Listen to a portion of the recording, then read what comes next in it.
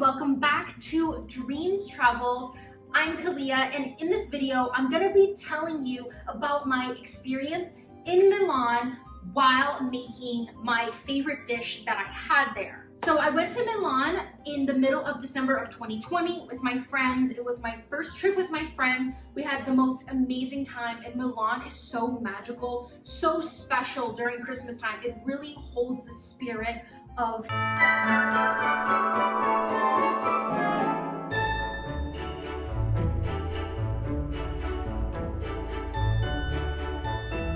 excited about this video, and let's make some pasta. All right, so the first thing we're gonna do is we're gonna put water in a pot to boil the pasta. And we're going to bring the water to a boil. I'm sure all of you know how to make pasta, but I'm gonna show you the Italian way. Now, this is the first thing you have to do when you make pasta, but the first thing you need to do when you visit Milan is go see the Last Supper that was done by Michelangelo in 1495 to 1497.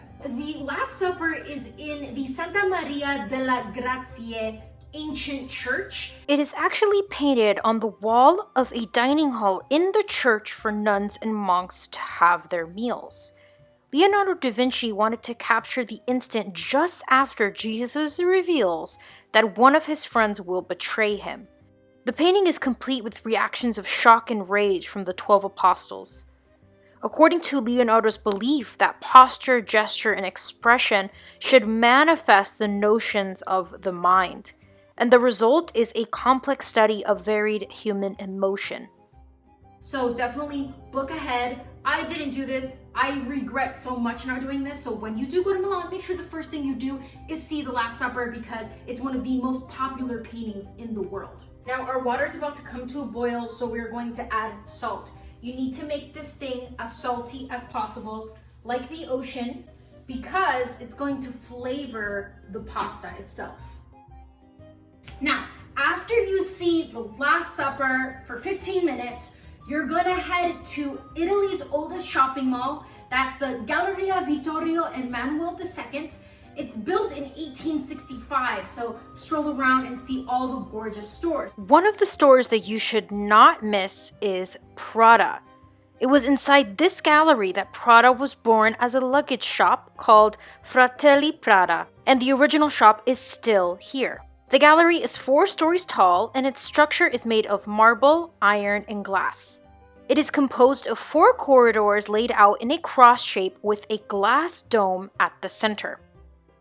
Due to the gallery's popularity as a meeting point in the city center, for a century it has been referred to as Il Salotto di Milano, the living room of Milan. Galleria Vittorio Emanuele II is a reference of elegance and bouginess. The water is boiling, okay? This is when we add the pasta. Do not, and I repeat, do not add your pasta until it has boiled. To prevent it from sticking, you don't need to add olive oil. You have to just mix it. So we're gonna let it boil now for about 7 minutes until it's al dente. So you cannot leave Italy without trying pizza. I went to a place called Pizzium, and there are multiple locations, over 18 locations throughout Italy, so definitely check it out. I thought that the pasta was amazing, and it's their take on the classic Neapolitan pizza.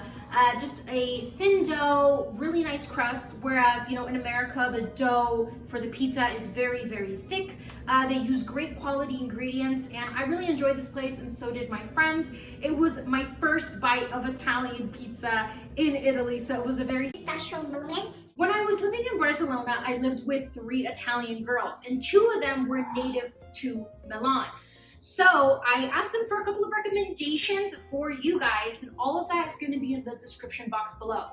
Where to go, what to eat, what to do from a Italian. You've just had pizza for lunch. Now you are going to see the Duomo di Milano. So if there's one thing that you do in Italy, you have to see the Duomo di Milano. It started construction in 1387, and it fuses the Gothic and Lombard style together to create such a unique architecture. let me tell you, this is one of the most breathtaking and intricate structures in all of Europe. I could sit in the front of it for the entire day and stare at the intricacy, the details of everything about this building. It's so incredibly beautiful. So make sure you see the outside. For sunset, I really recommend you go to the top roof and you see the beautiful views of Milan from the top roof of the Duomo. It was one of my favorite moments, and I think you'll love it as well. Now the pasta is done.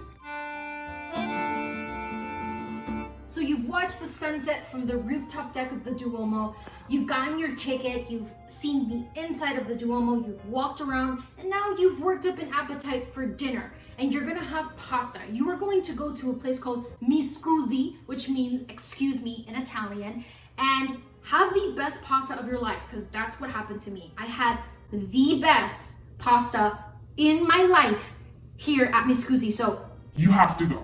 now this place focuses on giving you the most authentic Italian experience, and most of the pasta is made from scratch. There are 4 locations in Milan, so you will not have any trouble finding a Mi Scusi while you are there. Now the pasta is done, and we are going to add some pesto, which I made from scratch and put in this jar. I hope that I gave you some great information on your next trip to Milano and helped you make the most delicious pasta. You know, making this pasta really brings back so many memories of sitting around with my friends. We actually had a 3-hour dinner at Mi Scusi, just talking about life and sharing pasta together. So I hope that you can have that experience just like I did. I am going to add one more thing that is so vital that Mi Scusi does. Mi Scusi adds pistachios to their pasta, and you might be thinking, what? But it is so delicious. Enjoy your pasta and enjoy your time in Milan, because I know I did. Thanks guys, see you next time, bye.